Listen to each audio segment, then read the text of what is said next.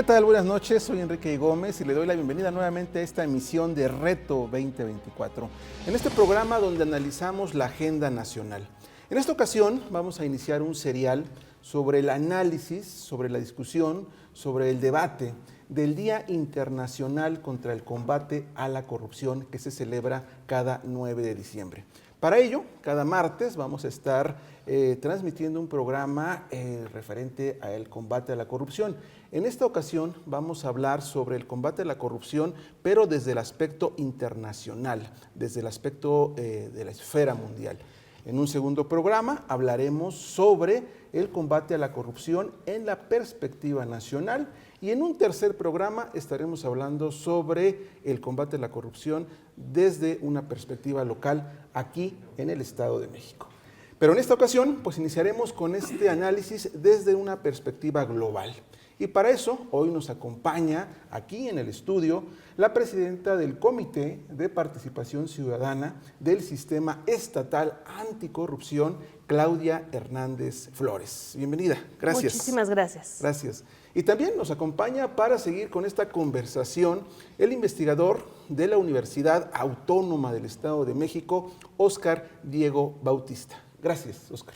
Muchas gracias. Gracias. Pues antes de comenzar, vamos a ver una cápsula que sobre este tema preparó nuestro equipo de producción. De acuerdo con organismos internacionales, la corrupción es una problemática que desvía recursos cruciales, obstaculiza servicios esenciales, permite la delincuencia organizada y agrava las desigualdades e injusticias sociales. A la corrupción se le puede definir en función de varias irregularidades, como el abuso del poder, el soborno, la extorsión, el tráfico de influencias, el nepotismo y los fraudes o las malversaciones. Datos oficiales indican que el volumen anual de sobornos en el mundo se estima en $1 billón. Esto provoca que la economía mundial pierda 2.6 billones de dólares, lo cual representaría más del 5% del Producto Interno Bruto, de manera global. Tal situación ahonda la pobreza e impide el crecimiento económico de las distintas naciones, dependiendo del grado de corrupción que se presente. Ante esta situación, la Organización de las Naciones Unidas ha señalado que se requiere un compromiso global para luchar contra la corrupción. De ahí la necesidad de encontrar nuevos mecanismos para mejorar la cooperación internacional que asegure la prevención y el combate a la corrupción. Una de las agravantes de la corrupción es que afecta en mayor medida a las actividades cotidianas de los ciudadanos y ciudadanas, y es que la corrupción hace que se pierdan recursos destinados a mejorar el nivel de vida de la población en aspectos como el acceso a la vivienda, la salud, la educación y el agua potable. De igual forma, la corrupción impacta de manera particular a las mujeres y los infantes porque desvía recursos destinados a estos sectores. De esta forma, un compromiso de las distintas naciones del mundo radica en instrumentar y refrendar acciones, planes y programas de gobierno que apuntalen una ética pública para evitar las prácticas irregulares en la administración pública. Esto, a su vez, fortalecería un ambiente global de mayor énfasis contra la corrupción.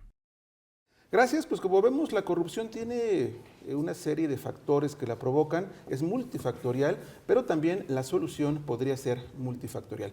Vamos a comenzar desde el principio sobre este acontecimiento que vamos a vivir el próximo 9 de diciembre y que es el Día Internacional en combate a la corrupción. Claudia, quisiera que comenzáramos con cuáles serían los antecedentes de este día del 9 de diciembre, porque realmente se conoce poco. Se conoce poco que el 9 de diciembre sea el Día Internacional de Combate a la Corrupción. ¿Cuáles serían los antecedentes de esta celebración? Con mucho gusto, Enrique, muchas gracias por esta participación. Y pues resulta que se trata de un esfuerzo internacional. Fue la ONU la que, junto con esta aprobación de la Convención contra la Corrupción, propuso que hubiese un día internacional para sensibilizar a todas y a todos, para que los estados partes hicieran este esfuerzo de en un solo día converger y sensibilizar a su ciudadanía respecto de la importancia de la integridad como un mecanismo para combatir la corrupción. Es así pues que definen como el 9 de diciembre como el Día Internacional por la Integridad para combatir la corrupción. Y el esfuerzo tiene que ver con esta idea de sensibilización o de ejemplaridad pública para que todas y todos sepamos que este día es la conmemoración del Día por la Integridad para el combate a la corrupción y que hagamos esfuerzos dentro de nuestras respectivas latitudes, en nuestras ciudades, en nuestros países, para promover la integridad como un mecanismo de combate a la corrupción. ¿Desde cuándo se conmemora? Porque en este proceso de visibilización, incluso de este propio día, ¿desde cuándo se conmemora este día? Muchas gracias. Se aprobó en la ONU en 2003 y cobró vigencia a partir de 2005. Entonces podríamos decir que en 2005 fue cuando comenzó ya la vigencia de la conmemoración del 9 de diciembre como el Día Internacional por la Integridad para combatir la corrupción. Muy importante y sobre todo, recordemos, el objetivo, como comentaba al principio, es visibilizar el combate a la corrupción y también visibilizar este día. Pero lo más importante, Oscar Diego, ¿cuáles serían los efectos que tiene el conmemorar esto, el colocar esa efeméride? Más allá de la efeméride, ¿qué efecto tiene que haya un día mundial donde se conmemore o donde se busque combatir a la corrupción?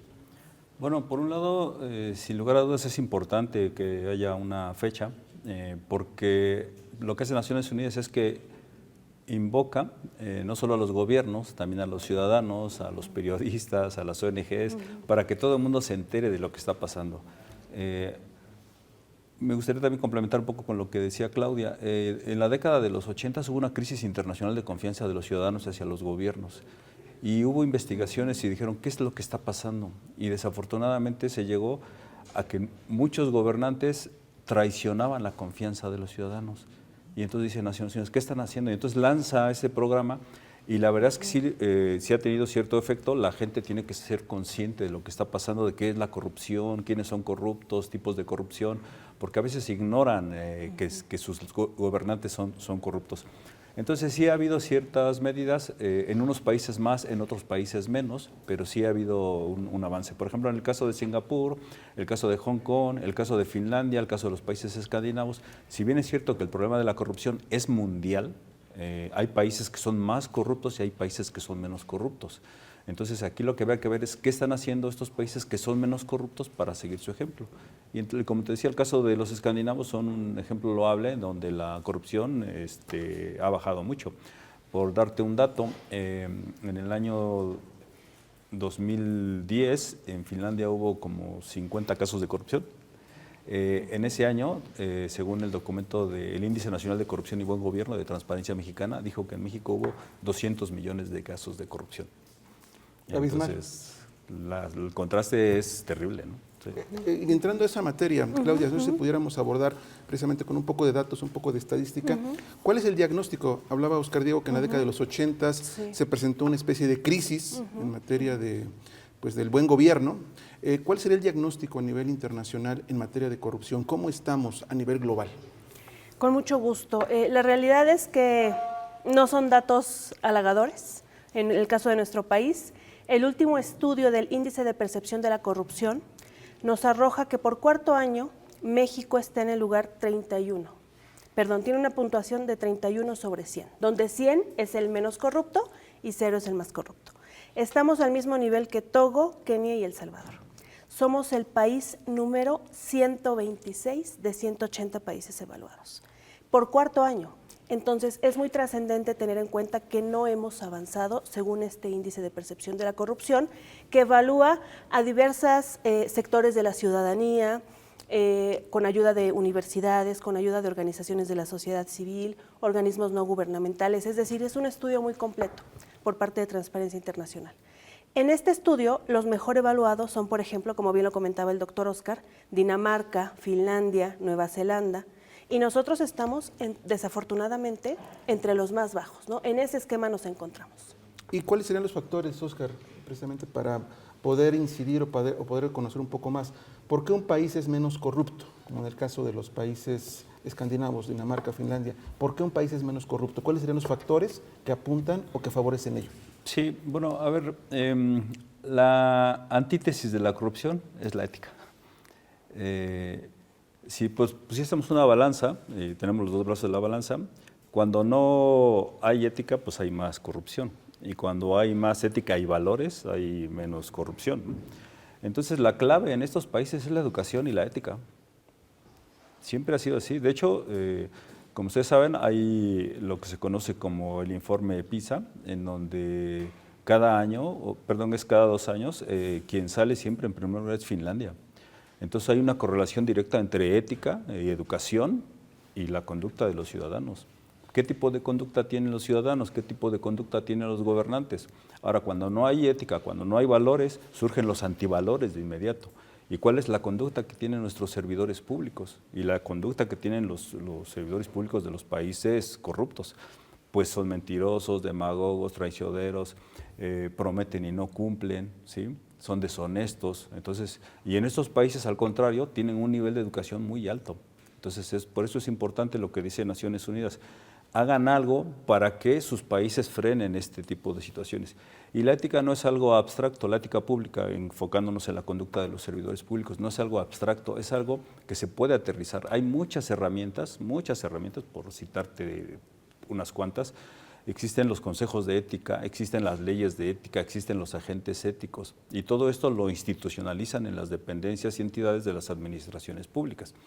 Hay auditorías éticas también, pero esto todavía en países como el nuestro como que no se conoce, estás hablando como de si fueras extraterrestre, ¿no? Estos temas no se conocen. Entonces hay que impulsar estos temas, conocerlos, aterrizarlos, institucionalizarlos y llevarlos a la práctica. No se ha normalizado del todo ese tipo de consejos o de comités de ética. Sí, no, por ejemplo, no tenemos una ley de ética en México, no existe. Y alguna vez que le he propuesto a legisladores que hagamos eso, te ven con asombro. ¿Qué es eso, no? ¿Y para qué? ¿Qué gano yo? Entonces, no, todavía hace falta mucha conciencia en estos temas, ¿no? Y eso es la clave en estos países, la conciencia, la ética y la educación.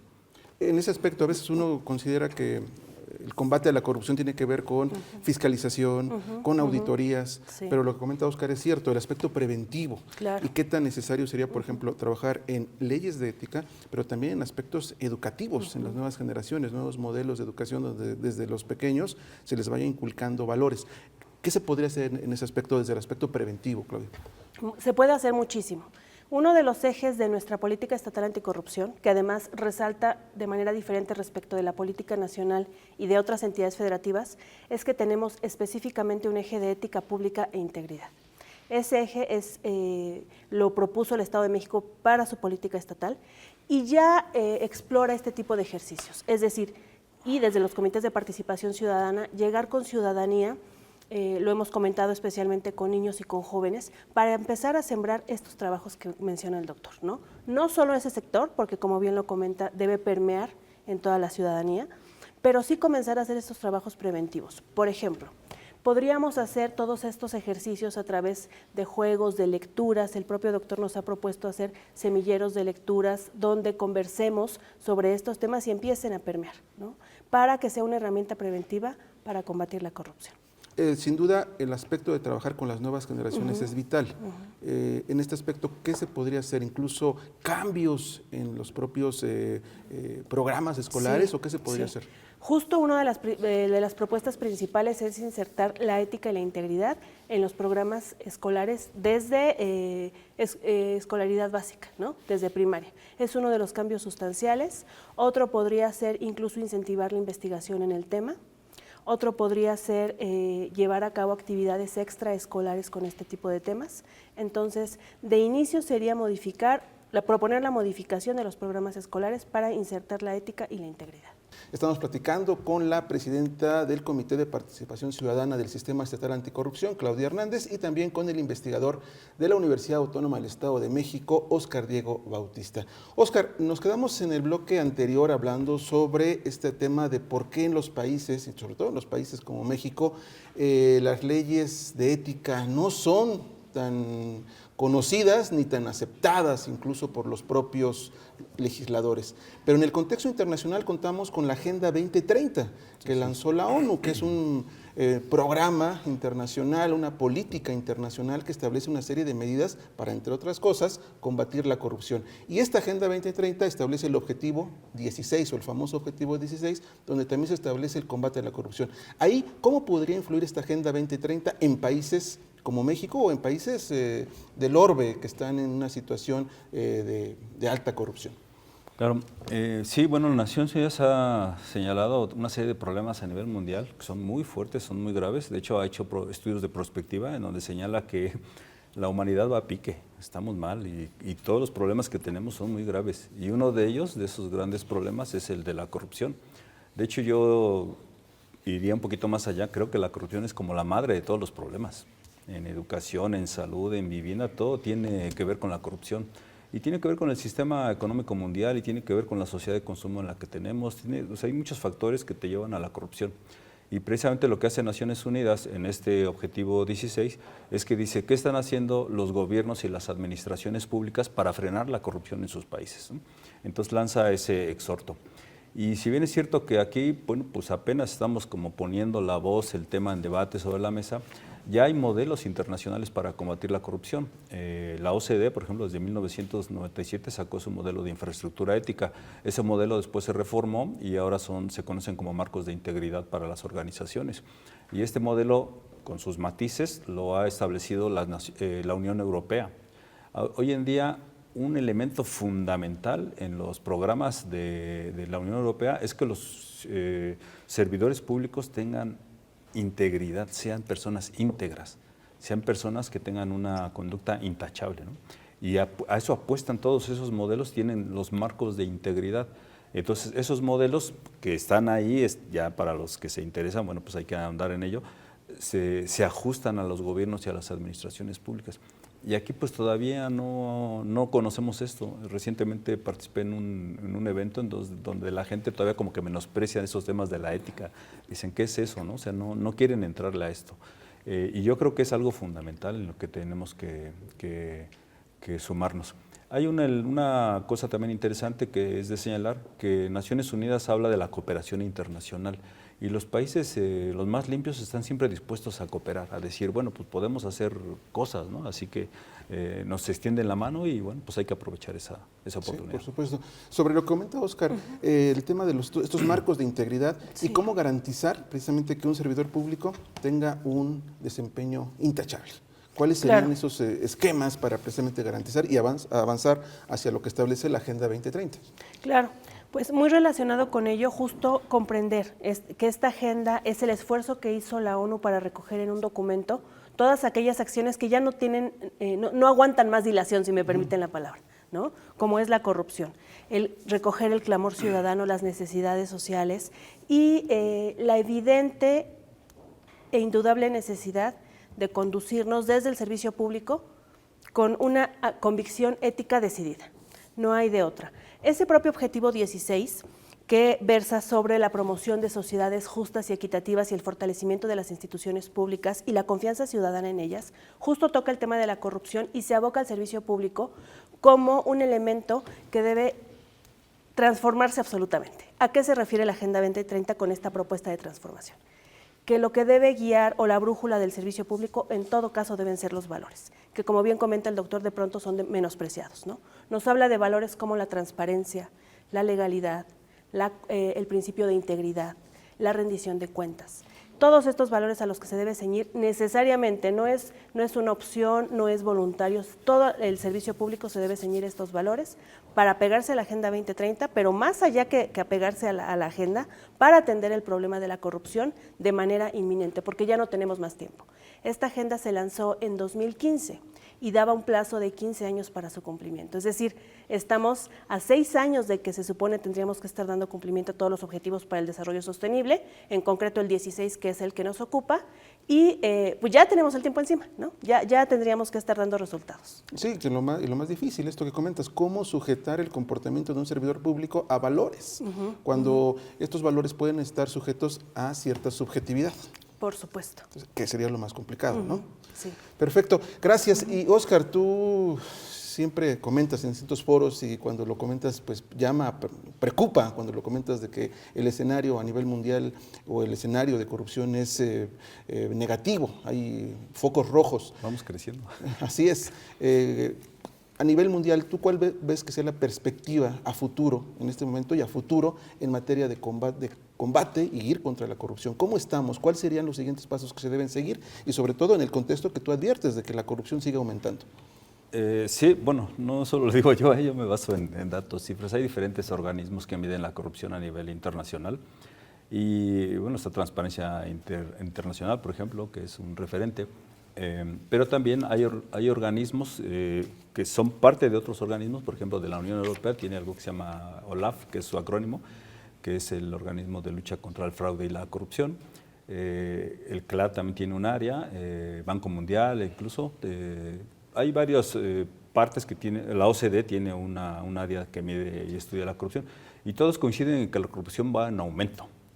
De hecho, hay una frase que sacó Naciones Unidas dentro de un programa de desarrollo que dice que en ninguna época de la historia de la humanidad ha habido tanta corrupción como hoy en día. El problema es que sigue creciendo, y por eso precisamente le llama a esta alerta y dice, bueno, pues pongan el tema al debate. Y yo creo que por eso es importante este programa, porque ponemos el tema en debate para que la gente piense qué es esto de la corrupción, que sepa, que define, que diga cuáles son los tipos de corrupción, los antecedentes de la corrupción, cómo va no solo el mundo, sino México, ¿no? en particular. Pero hay soluciones, no hay que ser catastrofistas, hay soluciones, hay modelos, hay especialistas que han dado alternativas. La cuestión es que haya voluntad política y que la gente realmente interiorice el tema y se comprometa para verdaderamente tener un espíritu y una vocación de servicio para actuar por el bien común, ¿no? Y eso no es fácil, eso no es fácil. Desafortunadamente, por ejemplo, en el caso de México, brevemente lo señalo, el sexenio anterior se dijo que se iba a combatir la corrupción, y la verdad es que la corrupción sigue, ¿no? Llevamos 500 años de corrupción y esta corrupción sigue, aumenta, y salieron muchos casos de corrupción. Entonces fue una de las promesas incumplidas, ¿no? Entonces hay que tener cuidado, porque en tiempos electorales los demagogos prometen pero luego no cumplen. Entonces hay que ver cuáles son esas herramientas en concreto para poder empezar a aplicarlas o instalarlas, ¿no? Y sobre todo políticas claras y legislación, también trabajar en el aspecto legislativo. Y existe, todo eso existe, pero la voluntad política creo que todavía nos hace falta concienciar o concientizar a nuestros representantes públicos para que le entren a estos temas verdaderamente. Sí, sobre todo ir entrando a la normalización, del ir contra la corrupción. Claudia, ya lo comentabas en el bloque anterior, también lo comentaba ahorita Óscar, el tema de, en este contexto mundial de corrupción y de ir contra la corrupción, ¿cómo se encuentra México? No solo en cuanto a estadística, sino también en cuanto a acciones. Claro. Muchas gracias, maestro Enrique. Efectivamente, decíamos pues que el índice de percepción de la corrupción, que es uno de los índices que nos aporta información respecto de en qué posición nos encontramos como país, ¿no? México tiene el lugar número 126 de 180 países evaluados, es el peor calificado de los integrantes de la OCDE, por ejemplo. Está al nivel, insistía, de Togo, de Kenia, y como parte de las acciones, como bien dice el doctor, no hay que ser pesimistas, no hay que ver qué podemos hacer y qué tenemos que hacer. También nos da recomendaciones para subir en este nivel que estamos manifestando. Y una de ellas es justamente promover la integridad. Es uno de los elementos esenciales que encuentra Transparencia Internacional para mejorar nuestra calificación a nivel internacional. Contar con mecanismos de protección a denunciantes, que es tan importante para que la ciudadanía tenga esta certeza que puede ir ante cualquier autoridad a presentar una denuncia y no va a tener una consecuencia, ¿no? La legislación, curiosamente, salimos muy bien calificados. Es decir, nuestra legislación está bien. El asunto, como lo comenta el doctor, es su aplicación, ¿no? Nos da también recomendaciones en el sentido de contar con un servicio civil de carrera, por ejemplo, para tener servidores públicos profesionalizados. Y finalmente también nos recomienda, y eso nos toca a nosotros también como sistema, promover una mayor participación ciudadana en el combate a la corrupción. De acuerdo. Que digo, eso ya lo estaremos viendo en el segundo programa, como insistía al inicio de esta emisión. Este es un primer programa donde estamos dando un abordaje desde el punto de vista global, internacional, mundial, del combate a la corrupción, y ya tendremos un segundo programa donde entraremos ya más en materia en el aspecto nacional. Pero se nos acaba el tiempo y quisiera pedirle sus conclusiones rápidamente en un minuto. ¿Qué cosechamos de esta mesa y qué nos podríamos llevar, sobre todo, no solo para visibilizar, sino para actuar contra la corrupción? Óscar, por favor. Bueno, a mí me gustaría destacar un dato y es el hecho de que en el Diario Oficial de la Federación de aquí de México, en el 2018, el Comité Coordinador del Sistema Nacional Anticorrupción declaró el día 9 de cada mes como el Día de la Integridad. Y entonces invoca que todas las dependencias, todas las entidades de las administraciones públicas dediquen ese día a un valor ético, y la honestidad, la fortaleza, la lealtad, la sabiduría, la integridad, etcétera, y que se ponga el tema en debate. Y entonces yo me permití traer aquí dos obras que me parece que son muy interesantes y que pueden permitir entrarle a esta temática. Uno se llama Ética para corruptos, una forma de prevenir la corrupción en los gobiernos y administraciones públicas. Son libros que están en internet, se pueden descargar de forma gratuita.